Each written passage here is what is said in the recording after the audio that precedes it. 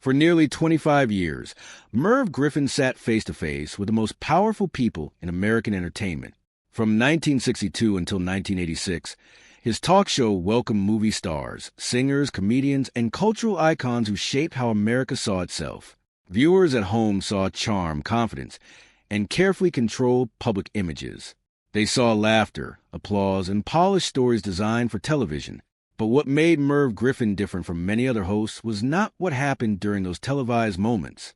It was everything that happened before the cameras turned on and after they stopped rolling. Griffin spent hours with his guests in production meetings, backstage conversations, rehearsals, and private interactions. He watched how they spoke to assistants, how they treated crew members, and how they behaved when they believed no one important was watching. Over time, a troubling pattern became impossible to ignore. According to accounts from producers, stage managers, makeup artists, and network staff who worked across multiple decades, many beloved stars behaved very differently behind the scenes than they did on camera. These were not isolated mistakes or awkward jokes from another era. They were consistent behaviors repeated over years, sometimes decades, shaping who was allowed to work, who was excluded, and who never received opportunities at all. Some stars demanded all-white crews. Others quietly resisted integrated casting long after society had begun to change. A few used their business power to keep Hollywood looking exactly the way it had when they first rose to fame. What shocked Griffin and his staff most was not that fringe figures held these views. It was that some of the most celebrated, trusted, and admired figures in American culture enforced exclusion, while presenting themselves as symbols of warmth, patriotism, or wholesomeness. Griffin's unique position allowed him to notice who adapted as America changed and who fought every step forward. By seeing the same stars return again and again across different decades, networks, and social climates, he witnessed how power protected behavior. Complaints were quietly buried. Demands were accommodated. Images were preserved. Over time, Hollywood built a system not to correct discrimination, but to contain it. Ensuring the audience never saw what happened behind closed doors point one of the clearest examples of how prestige shielded behavior involved a woman long regarded as one of the greatest actresses in film history, Bette Davis. To audiences, Davis represented strength, intelligence, and uncompromising talent. Her performances in films like All About Eve and Whatever Happened to Baby Jane made her a legend whose sharp voice and commanding presence defined an era. When she appeared on The Merv Griffin Show, viewers saw a titan of classic cinema, a woman who symbolized professionalism and artistic discipline. However, behind the scenes, staff members who worked with Davis during the 1960s and 1970s documented behavior that extended far beyond being demanding or difficult. According to multiple production accounts, Davis made specific requests about who could work near her, often using coded language understood by television crews. When she asked for experienced or traditional staff, it was widely interpreted as a request for older white crew members. When young black production assistants were assigned to her segments, Davis frequently asked for replacements, claiming they did not understand her standards. These requests continued even when black professionals with decades of experience were available. Makeup artists and hairstylists reported being rejected based solely on race, with Davis insisting that only white artists knew what worked for her appearance. Staff observed a consistent difference in her behavior, depending on who she interacted with. With white crew members, she was strict but professional. With black staff, witnesses describe her as curt, dismissive, and visibly irritated.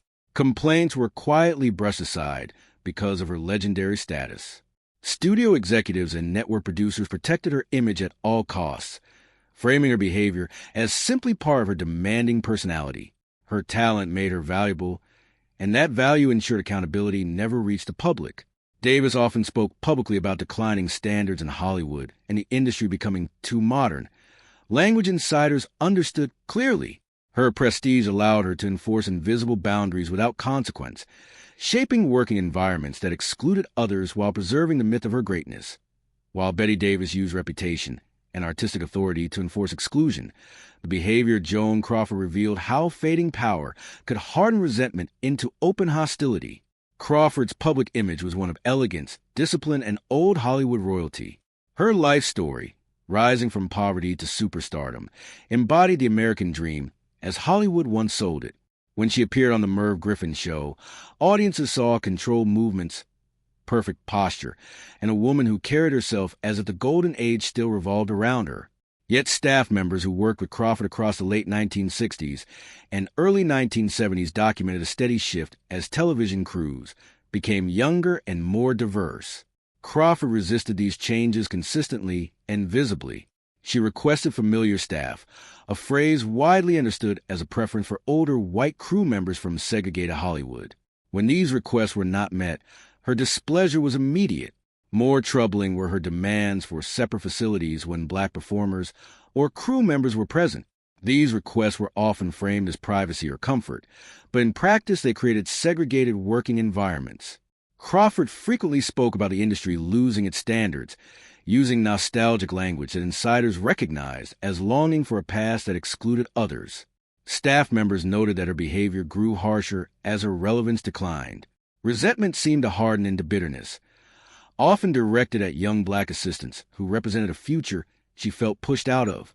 Despite repeated complaints, networks continued booking her because her name still carried prestige. Production teams quietly rearranged schedules and accommodated demands to preserve the illusion of timeless Hollywood royalty. Crawford's discrimination was not loud ideology. It was exclusion enforced through control, nostalgia, and fading power, protected by an image that mattered more than networks and fairness. Few figures in American film history carried as much cultural power as John Wayne.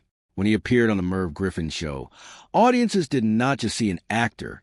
They saw the symbol of rugged American strength, the cowboy, the soldier, the man who seemed to represent patriotism itself. Over nearly 200 films, Wayne's screen image became so closely tied to national identity that questioning him felt, to many viewers, like questioning America. What made Wayne's case especially disturbing was not hidden behavior or coded language, but how open and unapologetic his views were. In 1971, Wayne gave a widely published interview in Playboy magazine in which he openly stated his belief in white superiority. He defended the violent removal of Native Americans from their land, arguing that white Americans had a natural right to take it. These were not vague statements or misunderstood remarks. They were clear, printed words in a national publication. Yet the reaction within Hollywood revealed how power erased accountability. Wayne did not apologize. He did not soften his views. According to staff members and fellow guests who worked with him after the interview, Wayne continued to defend his beliefs openly, framing them as common sense rather than prejudice. He appeared genuinely confused when people criticized him, believing others were overreacting. Behind the scenes, production staff documented Wayne's continued preference for predominantly white crews long after integration became standard. These demands were quietly met without resistance. His status ensured compliance. Despite his published views, Wayne's career suffered no meaningful consequences. He continued starring in major films, appearing on television, and being celebrated as a national icon. When he died in 1979, most obituaries focused on his achievements and legacy, briefly mentioning his controversial statements, if at all.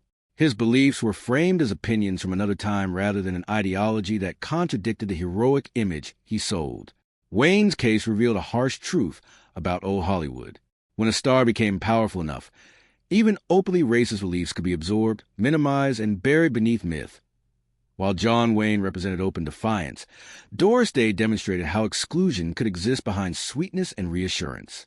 To audiences, Doris Day was America's sweetheart. Her gentle voice, bright smile, and romantic comedies defined wholesomeness for an entire generation.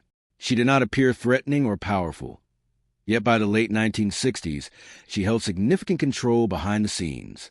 As both star and producer of The Doris Day Show, which ran from 1968 to 1973, Day had contractual authority over casting decisions and creative direction.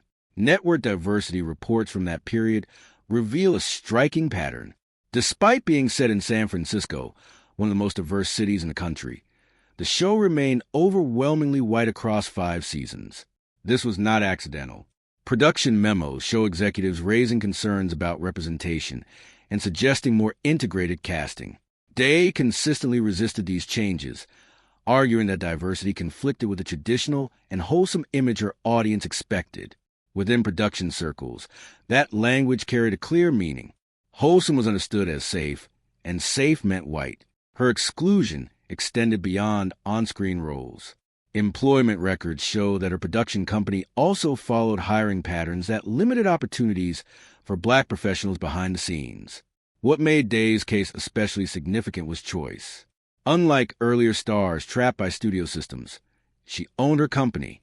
She had the authority to change these practices and chose not to. When Doris Day died in 2019, tributes focused almost entirely on her warmth, kindness, and enduring appeal. The documented patterns of exclusion built into her business decisions were rarely mentioned. Her image remained untouched, protected by nostalgia and affection. Day's legacy demonstrated how discrimination did not always wear an angry face. Sometimes it smiled, sang, and wrapped itself in comfort. Bing Crosby's influence worked in a similar way, protected by nostalgia, tradition, and emotional attachment. When Crosby appeared on The Merv Griffin Show, audiences heard the familiar baritone voice behind White Christmas, a sound deeply tied to family gatherings, holidays, and childhood memories. Crosby felt like a comforting presence, someone above controversy, yet behind that image were views that never evolved. Contemporary reporting from the late 1950s documented Crosby opposing integrated housing in California neighborhoods where he owned property. When asked about fair housing policies, he argued that integration would lower property values. While framed as economic concerns, the result was racial segregation. Staff members who worked with Crosby in later decades noted that his attitudes remained unchanged. During the 1960s and 1970s, as civil rights reshaped American society, Crosby often spoke nostalgically about simpler times, language insiders understood as resistance to integration. Crew members documented clear differences in how he treated staff. White crew members experienced warmth and familiarity. Black staff frequently encountered colder, more distant interactions. Unlike peers who gradually adjusted their public stances, Crosby remained fixed, protected by a brand that felt untouchable.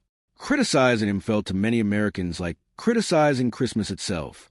When Crosby died in 1977, obituaries celebrated his voice, career, and holiday legacy. His opposition to integrated housing and resistance to change were largely absent from the public record. Nostalgia once again proved stronger than accountability, preserving an image while erasing uncomfortable truths. Bob Hope occupied a unique position in American culture that made criticism almost unthinkable. When he appeared on The Merv Griffin Show, he was not merely a comedian or entertainer. He was a symbol of patriotism. For decades, Hope's USO tours had entertained American troops during wars and conflicts, tying his public image directly to national service and military morale. This connection created a powerful shield. To question Bob Hope felt, to many people, like questioning the troops themselves. Behind that protection, however, production staff documented patterns of behavior that never fully changed. Throughout the 1960s, 1970s, and even into the 1980s, Hope continued using material that relied on racial stereotypes long after cultural standards had shifted. While other comedians of his generation adapted or retired offensive jokes, Hope seemed convinced his status excused him from evolving. Accounts from USO tours and television productions describe noticeable differences in how he interacted with staff. White crew members were treated with ease and familiarity, often greeted warmly. Black support staff were treated with distance, remaining strictly professional and rarely acknowledged beyond necessity. These patterns repeated across years and locations, suggesting consistency rather than coincidence. Production teams also documented Hope's resistance to integrated casts. When producers suggested diversifying lineups, his representatives often expressed a preference for traditional arrangements, language insiders understood clearly. Even when integration became unavoidable, Hope's interactions with black performers lacked the camaraderie he openly shared with white entertainers. What ultimately protected him was not denial, but symbolism. His association with the military created near-total immunity. Other comedians faced public backlash for outdated material. Hope did not. When he died in 2003 at the age of 100, tributes overwhelmingly focused on his patriotism, longevity, and service to the troops. The documented patterns behind the scenes quietly disappeared beneath national gratitude, reinforcing the idea that certain images were simply too powerful to challenge. Lucille Ball represents a more complex case, one in which exclusion was framed not as prejudice but as smart business. To audiences, Ball was a revolutionary figure who broke barriers for women in television. As the star of I Love Lucy and the head of Desilu Productions, she proved that a woman could hold enormous power in a male-dominated industry. When she appeared on the Merv Griffin show, viewers saw a comedic genius and a trailblazer. Yet behind her success lay a casting philosophy that reinforced exclusion. Throughout the 1950s, I Love Lucy featured limited black representation despite being set in New York City, one of the most diverse places in America. This absence was not passive. Ball held contractual approval over casting and exercised that power carefully. According to production records and first-hand accounts, she consistently prioritized what she called broad appeal and safe casting. Within the industry, those phrases carried clear meaning. They translated into predominantly white cast designed to offend no one and challenge nothing. Ball's influence extended far beyond her own shows. In the 1970s, as an elder stateswoman of television, younger producers sought her advice. She often encouraged them to follow proven